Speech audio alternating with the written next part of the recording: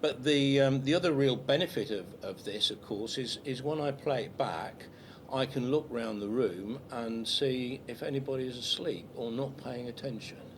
Anyway, I'm sure that won't happen because I'm going to do something slightly different and maybe a little bit risky, because when I did this in Jakarta, a lot of people were asking me about how you combine 360 immersive virtual reality with gamification. So I created over the last couple of hours a very, very simple, basic example, and I'm going to try it out on you now. So I'm using a pack of UNO cards. You know the UNO cards? Yeah? So I would like to go round and ask each of you to pick one card. I've only got 8 cards, so not all of you will have the pleasure of having a card. Okay, so this is actually one of the examples of a gamification strategy. It introduces the element of chance, and it can be used in any classroom. It's not technology dependent at all. You can do this in any kind of example, in any kind of class. And the benefit is that everyone who has a card is wondering how they're going to be involved. Okay, and I'm going to tell you now how you're going to be involved. So what I've done, because I've been to Kuala Lumpur many times and I absolutely love the place, this is why I've created this web page called Sayangi KL. Okay, and this is just a still image, but it has a link to the web page that I've just created, and this is where you come in, or those of you who have numbers.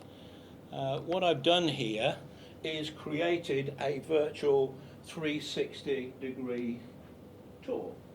So you can perhaps see, if you can read, there's actually bits of text on that image. So you've got Taman KLCC, you've got Mines Resort, and the great thing about this technology is, from an educational point of view, is that it encourages people to explore.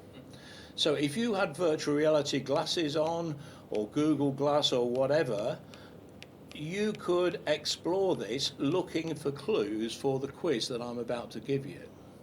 Okay, so I'll try and, I don't know whether you can read the text on these, but there's bits of text, Raja Chulan, Grand Millennium, and each of these bits of text relates to one of the images in the virtual tour. So along the bottom of the screen here are 9 images, and 8 of them are numbered, 1 to 8. So I'm going to, let's see, what card have you got? Oh, you've got 1. Okay, so I'll bring up 1, and I'll ask you to tell me where this is. I'm sure you will know straight away, but Petronas Towers. So there's a bit of text on there that says 83rd floor, and so this is a picture that I took the other day. Okay, so who has got card number 5?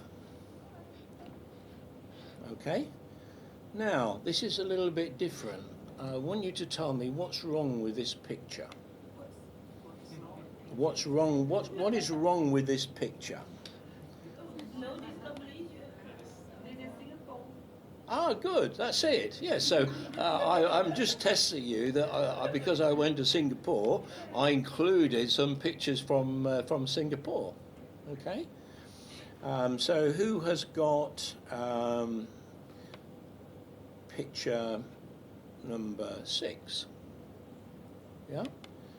Can you tell me where this is?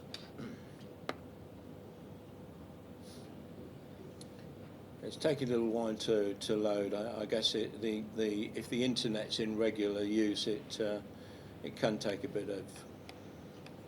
Where's that?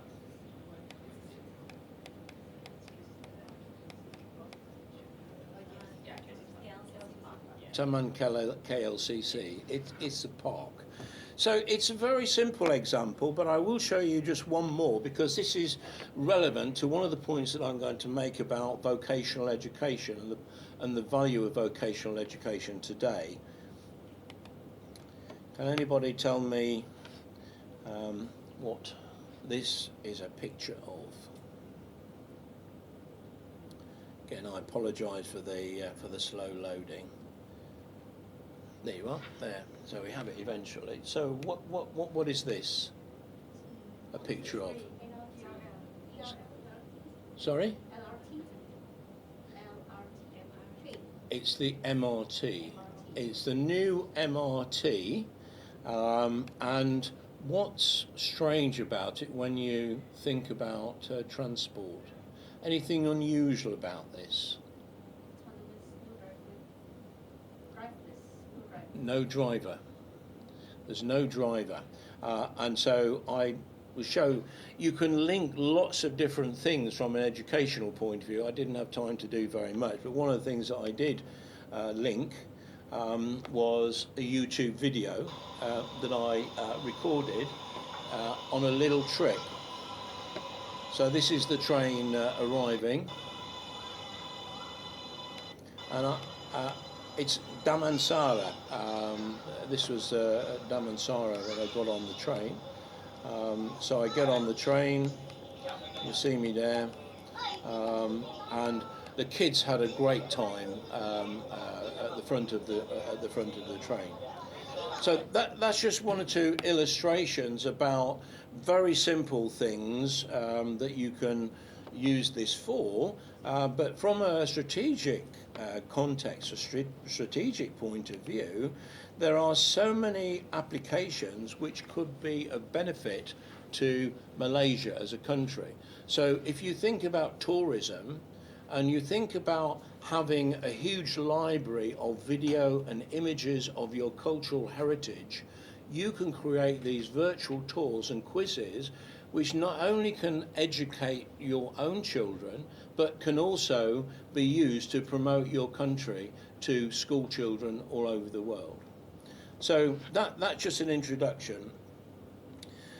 The issues objectives I'm going to try and address today is how these new technologies make learning not only more enjoyable, but also more effective, and why they're so significant for education.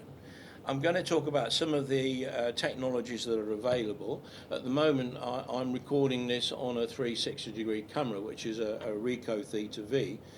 And I want to demonstrate, as I hope I've done, just very simple ways of using gamification techniques in the classroom.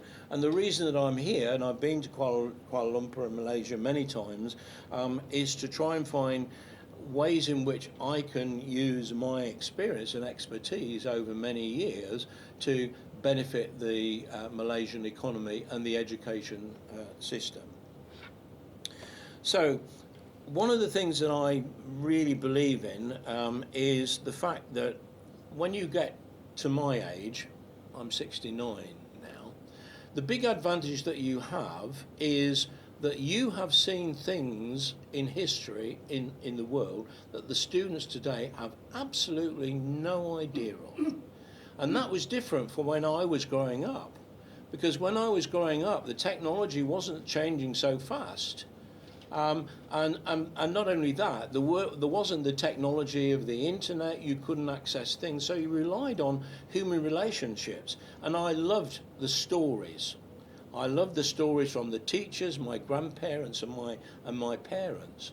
So this is really my story. I was born in Boston, in Lincolnshire, which is where the Pilgrim Fathers actually set off before they went off to America. And one of the things my parents gave me was a globe. And I used to spin the globe round, and I used to look at these exotic names like Siam. And I tried to imagine what it would be like to be there. So when I looked at the map, I didn't see colours and images and text. I actually, in my mind, made up stories.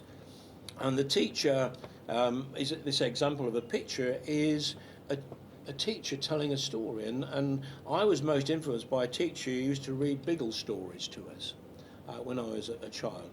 My uncle was the first person in our street to have a car. And that was the car called, it was a Humber Snipe, which looked exactly like that. And 7 of us used to go away crammed in this car on holiday. And it always broke down. And we would go past places and we would salute where it had broken down before. This was, I didn't have a television set till I was about 5. And this was the kind of television set that we had in our house, a black and white. Television set looked like this. Our telephone, we didn't have a telephone until I was about 7. It didn't look like this, no, not quite as old as that. But telephones weren't common things in households. And when I developed my career, one of the things I did was I joined IBM as a marketing executive. And this picture here is the very, very first computer I sold. It was the forerunner of the IBM PC. And that was in 1980. And this machine had 64K of memory, 2.4 megabytes of disk, 2 floppy disks, and it cost £8,000. And IBM was selling it for its 5th generation programming language, it was called BRADS, Business Report Application Development System.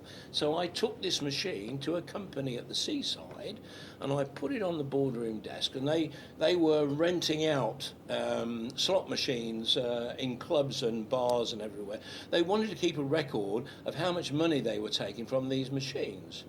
So I used BRADS to create a simple file system to put in some data and show them how they could produce reports. And so they bought one straight away.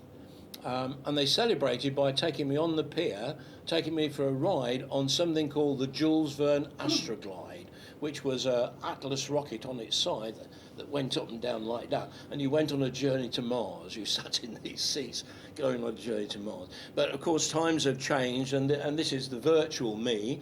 One of the things I've done in my career, I was the founding director of the Serious Games Institute at Coventry University. So we had a physical environment and we had a virtual environment, and we blended the two. So when we did events like this, we used to do them in the virtual world as a physical world. So have a look at these attributes for 21st century skills. I ask you whether you think that they are the kind of things that we should be developing in our students. Subject matter knowledge, judgment, ability to analyse data, building experience, sensitivity and awareness, self-motivation, pride, creativity and teamwork. Anybody disagree with any of those things? No? Well, it might surprise you to know that when I was at school, I was looking for a job that matched those criteria exactly. Anybody any ideas what that job was? No? Well, I'll put you out of your misery. It was a steam train driver, right? Now, a steam train driver required years of apprenticeship. It required a system to go through to acquire all of those capabilities. And steam train drivers were responsible for the lives of hundreds of people every day. And so this was my attribute. So if you ask people, should we be training our students today for those attributes? I would say yes. But remember that today, as in the MRT, there are no drivers. So that job does not exist. And so many of the things that we are teaching students, in particular in higher education today, are preparing them for jobs which will not exist, even when they graduate. Here's another quick example, like the car my uncle had, it broke down regularly, as I mentioned it, and we used our human skills to get the best from our cars. We loved the car. We called it the Bomb. I'm not quite sure why it was called the Bomb, but we called it the Bomb. But we required knowledge professionals to fix the problems when it went wrong.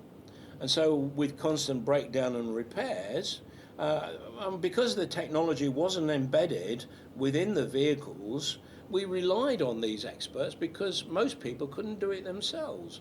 But of course today, we've got all this in the car. Our cars don't need to be serviced so often. 21,000 miles in my Mini, and not only do they tell us if something's going wrong and alert us, they also tell us how to get to places we want to go. So it takes a lot of the cognitive load off drivers. And this is just a classic example that came home to me. My partner had a 1952 MGB sports car. That's a red one. And we were due to drive to the south of France, and we were fantasising about driving down in the south of France with the sunshine and the top off and everything, and the luggage strapped to the back. But even though this car had been regularly serviced, we thought it'd be a good idea to take it out for a run to see if I could drive it properly and what it was like. We'd only gone 5 miles and it broke down. And so the guy there, the AA man, he came out, and it was like all his birthdays had come at once, because he could open the bonnet, he could take the points out and clean them, he could look at the spark plugs. He can't do that with modern cars. Anyway, the upshot of it was we decided we would be safer to go in my Mini, where there was a certain degree of reliability. So all of this applies really to almost every profession you can think of. There's no professions that are exempt from disruptive digital technologies. And if you look at these examples of disruptive technologies in medicine, I don't have a medical background, but for reasons I won't go into, I'm the vice president of the International Society for Digital Medicine, which was set up in China a couple of years ago. And I did the keynote presentation at their conference in Guangzhou a few weeks ago. And one of the things that I pointed out to them is that you see this picture here. This was actually taken in Kuala Lumpur 2 years ago. And it was an Asean medical technology exhibition, and this was a simulator for surgeons. So you had haptic devices which give feedback, and the idea was that you use these devices to do non-invasive surgery to remove a gallstone. And it combines gamification with simulation. So you're measured on how quickly you take the gallstone out and how little damage you do while you're doing it. So you're scored on time and accuracy and the rest of it. And this is my partner, who has absolutely no medical knowledge and has absolutely no experience of playing games, but she was performing better than some surgeons. So that raises the question is, if you go into a hospital for an operation, are you going to be better to be operated on by somebody who's got clumsy hands but knows all about your body, or somebody, maybe a 15-year-old gamer, who can take the gallstone out accurately? So I'm just putting these points to you to make you think about the importance of vocational education. And it's only a couple of years ago that I was in Nepal, part of a party meeting with the Nepal government, giving them advice on educational strategy. It was led by a friend of mine, Professor Radamaka, who's an expert in artificial intelligence. And what he was saying to the Nepalese, he said, you have to focus on those jobs in which human beings still have an advantage over machines. And that's where vocational education comes in. You know, at the moment, human beings have got certain mental skills, empathy, they've got certain physical skills that machines can't have. And what he's saying is that if you simply train people for the academic jobs, the brain processing jobs, these are going to be done by artificial intelligence and big data and the rest of it.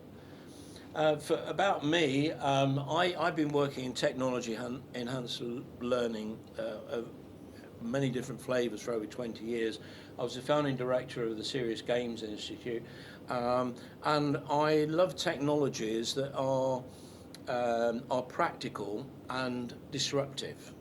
And as I say, I think the technologies that I'm using now are going to be one of the most significant ones, significant as the internet. I do a lot of work with Google Street View, and now I've got over 11,000 published 360-degree photographs, and that's been done in the last 4 months. And these photographs have been viewed over 5 million times. So if you go onto Google Maps and you look at Doubletree Hilton now, Grand Millennium, you look at some of these, the KLC, Taman KLCC, Petronas Towers, you will find some of my 360-degree images in there. And so I think there's a great opportunity, particularly in things like tourism, vocational education for tourism, to use these technologies to stimulate creativity, and innovation, and also link the younger generation to the older generation and cultural heritage, which I believe is something that's very neglected. So why is teaching different today? Well, I've crossed out learning, because I don't think learning is any different now to what it was when I was a child. You know, we're human beings, we still learn in the same way. We want to be stimulated, we are motivated to want to develop ourselves. And one of the problems with technology is, you know, when you're using artificial intelligence and you're using sat-nav maybe to tell you where to go, it's actually taking some of those challenges away from us that we need in our lives. So one of the things that I think is very important to start teaching at a very early age is this creativity and storytelling. You know, encourage kids to tell stories and use creativity. And the great thing about these technologies is they are consumer technologies. These are not hugely expensive technologies. They are technologies you can buy from stores, you can buy from Amazon, and literally thousands of people around the world are buying these primarily to show off where they've been and all the places they've been to, or if they've been skydiving, they want to show their friends what it's like to do a skydive. And all of those things are important to me, but I'm also very conscious of the fact that these have huge potential in things like oil and gas training, for example. Because you're not having the cost of creating synthetic virtual world environments, you're actually taking pictures and videos of real world environments, and you're able to annotate those and make those interactive in a very meaningful way. So you can link a particular piece of equipment to a video on how to service that piece of equipment. And you can link that again to a test. So this combination of gamification and immersive technologies is a way not only of teaching, but also of simultaneously assessing progress. So technology has changed everything. I'm sure I don't need to tell you these things, but the teacher is not the imparter of knowledge. You know, many teachers today know less than their students, particularly if the student is very enthusiastic about a topic. So the teacher is a guide, they're a coach, they're a mentor. And learning has to be self-directed, self-motivated, 24/7, anytime, anywhere. And increasingly, I think the idea of the flipped classroom where the students are teachers. So one of the ideas of using gamification, just as an example, is that you could give, say you were taking students out on a field trip, you would say, okay, you take the camera, take some pictures, do some recording, and then tomorrow I'm going to pick a card out and that person has to tell the story of that visit using the latest media. And that's the flipped classroom idea. And so education today, and this is why vocation is so important, is it's a preparation for life's challenges. It's preparing students for the world that they will go into, and many of the jobs that were available when they started their education will not be available when they finish. Gamification, I think, is important, and it doesn't have to use technology. It's just a principle of how to incorporate challenges, rewards, and motivation into any kind of education. So looking at the technology available today, I'm going to skip through these quite quickly, just to show you some of the virtual reality and virtual world technologies that are available.